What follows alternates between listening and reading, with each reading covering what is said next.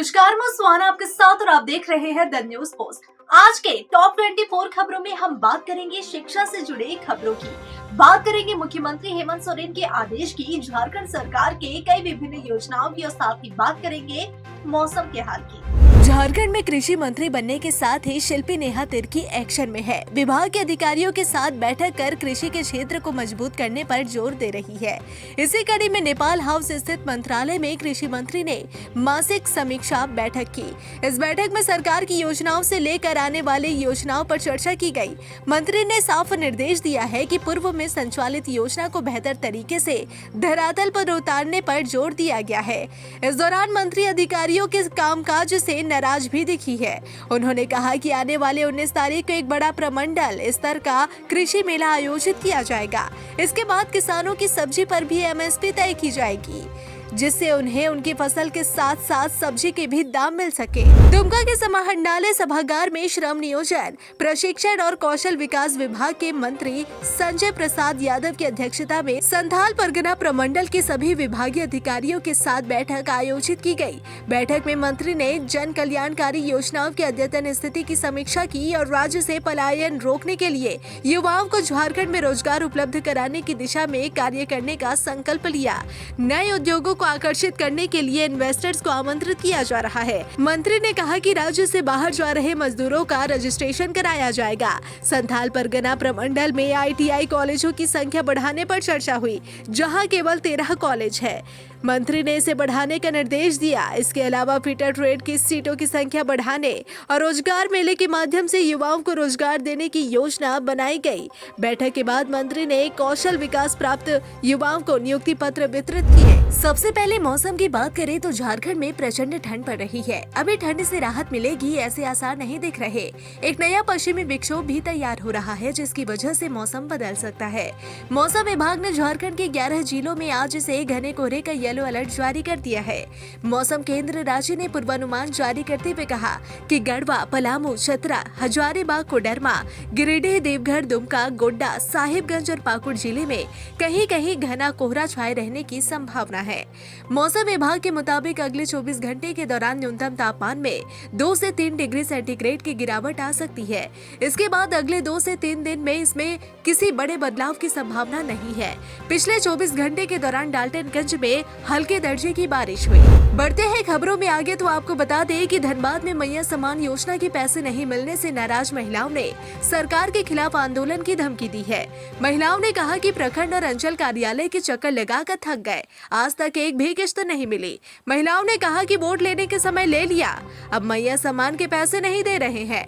महिलाओं ने चेतावनी दी कि अगर उन्हें मैया सम्मान योजना का लाभ नहीं मिला तो बाघमारा प्रखंड कार्यालय पर आंदोलन करेंगे। महिलाओं ने कहा कि मैया सम्मान योजना का लाभ लेने के लिए महीनों से प्रखंड और अंचल कार्यालय के चक्कर लगा रही हैं।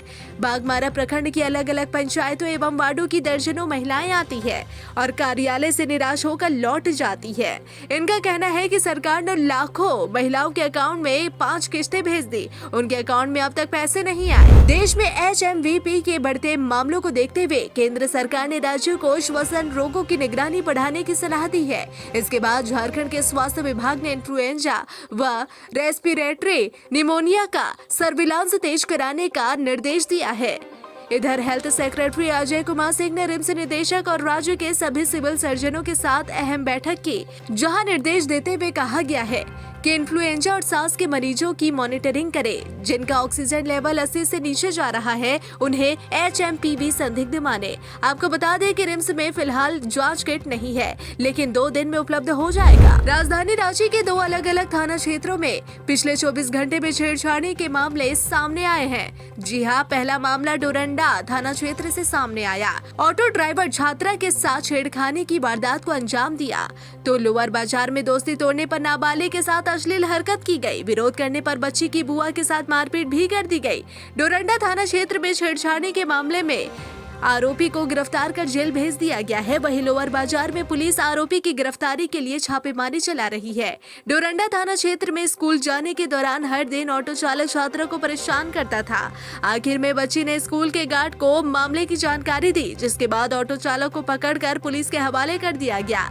इसके बाद पुलिस ने शिकायत दर्ज कर आरोपी को जेल भेज दिया है। आखिर में बच्ची ने अपनी बुआ को मामले की जानकारी दी, जिसके बाद जब बुआ ने इसका विरोध किया तो उसके साथ मारपीट कर दी गई। विवाद इतना बढ़ गया कि मारकर महिला का हाथ तोड़ दिया गया। इसके बाद आरोपी के खिलाफ लोअर बाजार थाना में मामला दर्ज किया गया। पुलिस मामले की छानबीन में जुट गई है। जैप में चल रहे आनंद मेले में झारखंड के पुलिस महानिदेशक यानी डीजीपी अनुराग गुप्ता का एक अलग अंदाज लोगों को देखने को मिला।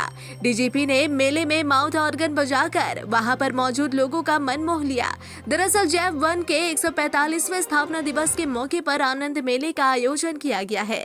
इस मेले में रात सांस्कृतिक कार्यक्रम के दौरान डीजीपी अनुराग गुप्ता भी शिरकत किए। उन्होंने मेले में माउथ ऑर्गन बजाकर फिल्म सत्ते पर सत्ता के गीत जिंदगी मिलके बिताएंगे, हाले दिल गा के सुनाएंगे, हम तो 7 रंग है ये जहाँ रंग ही बनाएंगे की धुन बजाए, जिसे सुनकर लोग मंत्रमुग्ध हो गए।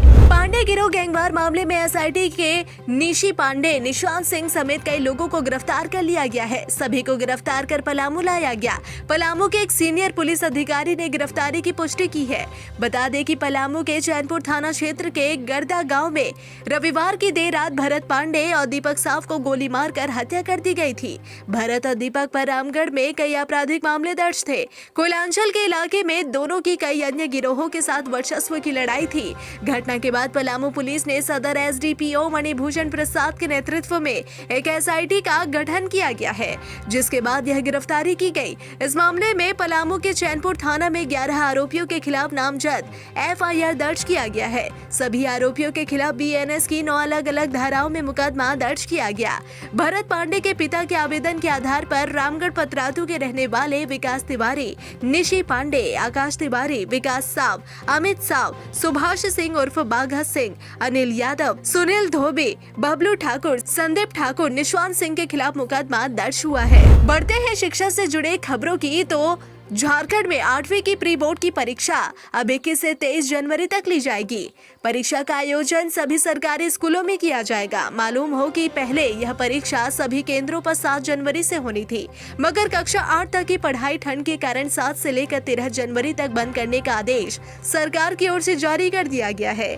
इसके कारण यह परीक्षा स्थगित कर दी गई। शिक्षा विभाग से मिली जानकारी के अनुसार इस बार यह परीक्षा OMR शीट पर ली जाएगी। इसके लिए सभी स्कूलों को निर्देश भी जारी कर दिया गया है। दूसरी ओर 8वीं बोर्ड की फाइनल परीक्षा 28 जनवरी को ही होगी। रामगढ़ जिले के गोला में रांची बोकारो मार्ग पर बड़ी घटना हुई। यहाँ स्कूली बच्चों से भरे ऑटो पर आलू लदा ट्रक पलट गया। इस घटना में 3 बच्चे और वैन के चालक समेत 4 लोगों की मौत हो गई। वैन में गोला के तिरला स्थित गुडविल स्कूल के बच्चे सवार थे। इसी क्रम में तिरला मोड़ के पास यह हादसा हो गया। इस घटना में कई बच्चों की हालत नाजुक बनी हुई है। हादसे के बाद 4 बच्चों को इलाज के लिए सदर अस्पताल रामगढ़ रेफर कर दिया गया। इनकी हालत भी गंभीर बताई जा रही है। वैन में 15 से अधिक बच्चे सवार थे। झारखंड सरकार की ओर से ठंड को देखते हुए कक्षा 8 तक का संचालन सभी स्कूलों को 13 जनवरी तक बंद कर रखने का आदेश दिया गया है, मगर कई स्कूल सरकार के आदेश का पालन नहीं कर स्कूल का संचालन कर रहे हैं। इस मामले में डीसी की ओर से स्कूल प्रबंधन के खिलाफ प्राथमिकी दर्ज कराने का आदेश दिया गया है। गोला हादसों में मृतकों के नाम कुछ इस प्रकार है। अनमोल कुमार, पिता करण महतो, 5 वर्ष, कक्षा 1, पतरातू रामगढ़। दूसरा आशीष कुमार, पिता नेमधारी महतो, 6 वर्ष, कक्षा 1, पतरातू रामगढ़। नीरू कुमारी, पिता मितन नायक, 6 वर्ष, सरला खुर्द गोला रामगढ़। सरफराज अंसारी, पिता हलीम अंसारी, 24 वर्ष, संग्रामपुर गांव, ऑटो चालक, गोला रामगढ़। रामगढ़ के उरीमारी में अपराधियों ने न्यू बिरसा के विस्थापित नेता सह CCL कर्मी संतोष सिंह की गोली मारकर हत्या कर दी। उनको पैर और सिर में गोली लगी है। गंभीर स्थिति में स्थानीय लोग उन्हें लेकर रांची के मेदांता अस्पताल गए, जहां इलाज के दौरान उनकी मौत हो गई। जानकारी के अनुसार वे पुनर्वास स्थल पारगाड़ा घर से ड्यूटी के लिए निकले थे। इसी दौरान पहले से घात लगाए बाइक सवार नकाबपोश अपराधियों ने घटना को अंजाम दिया। सूचना के बाद पहुंची पुलिस मामले की छानबीन में जुट गई है। फिलहाल किसी की गिरफ्तारी नहीं हुई है।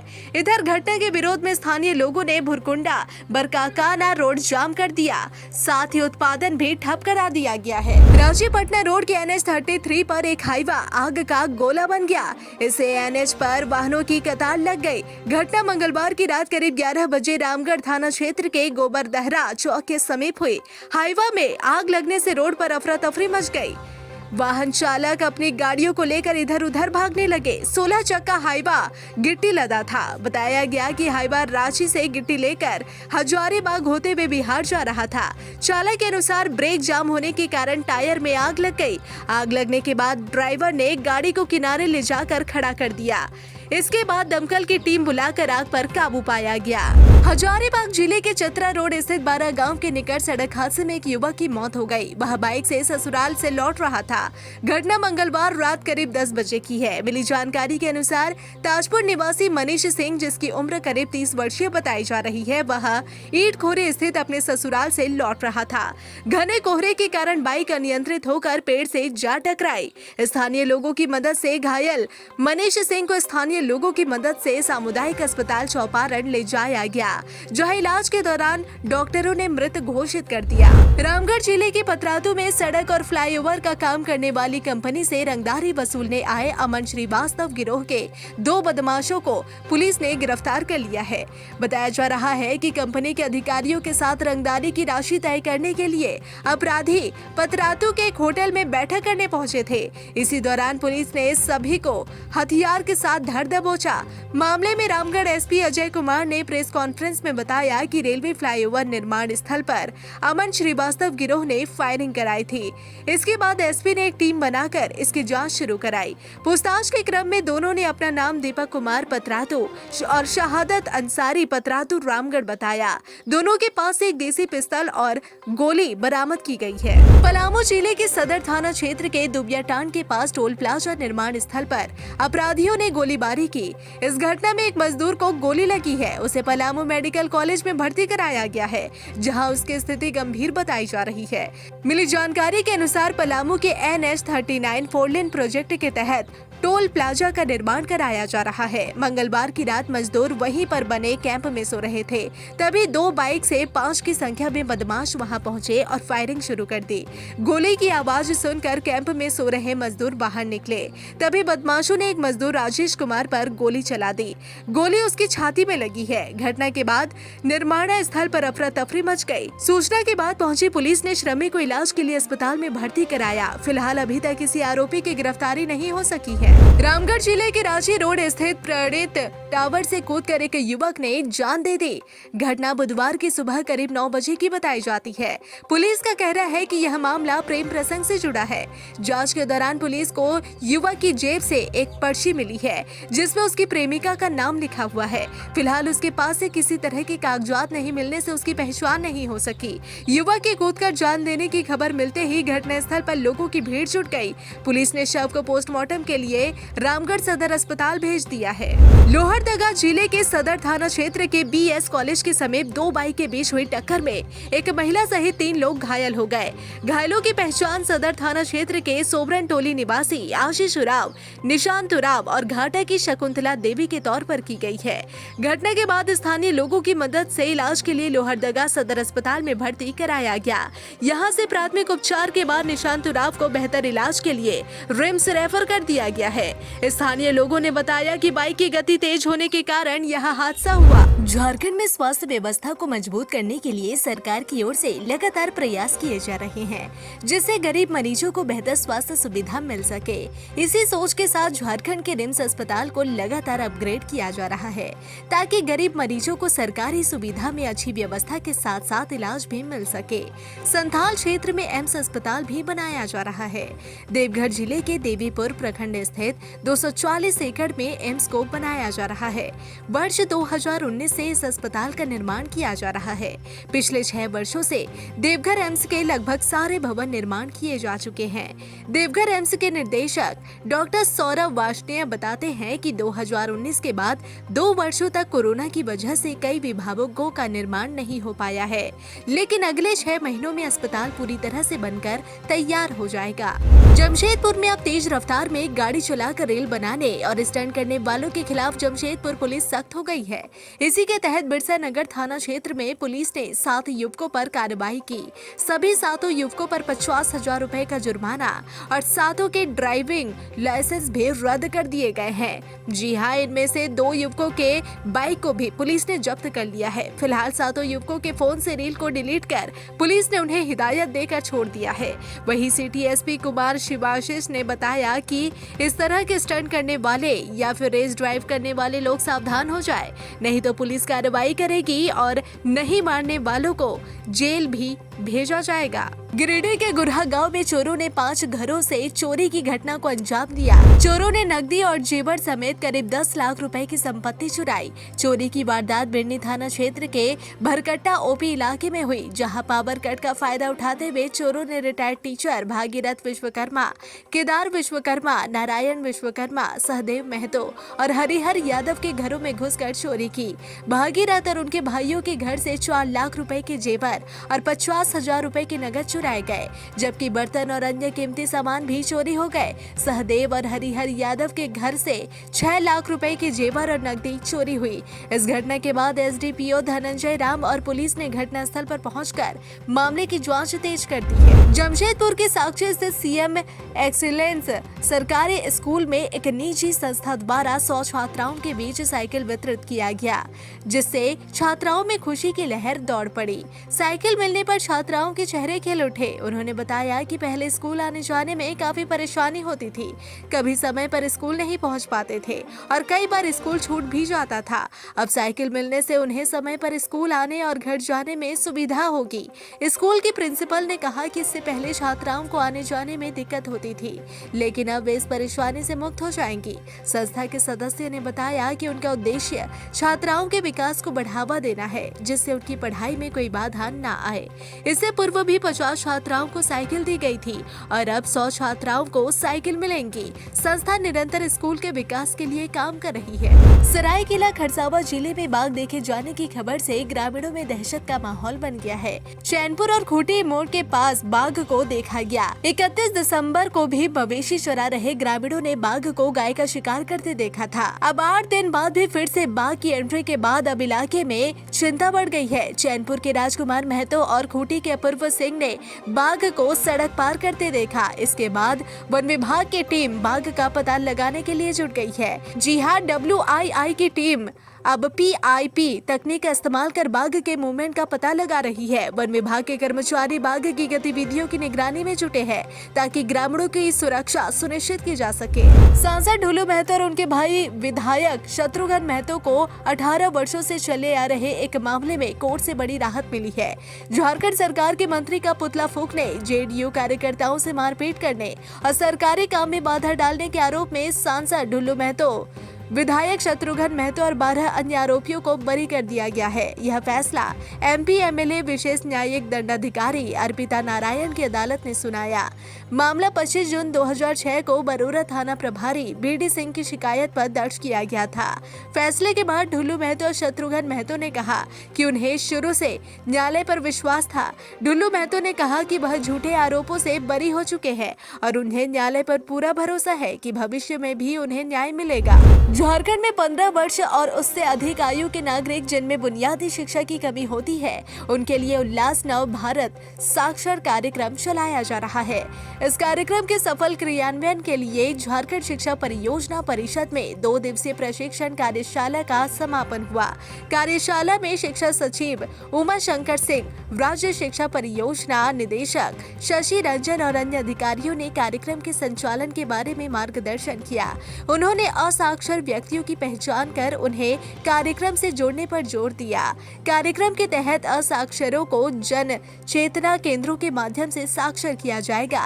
इसमें स्वैच्छिक शिक्षक बनकर कोई भी व्यक्ति शामिल हो सकता है। शिक्षा में निरंतरता, जीवन कौशल और व्यवसायिक कौशल निर्माण इस कार्यक्रम के मुख्य बिंदु है।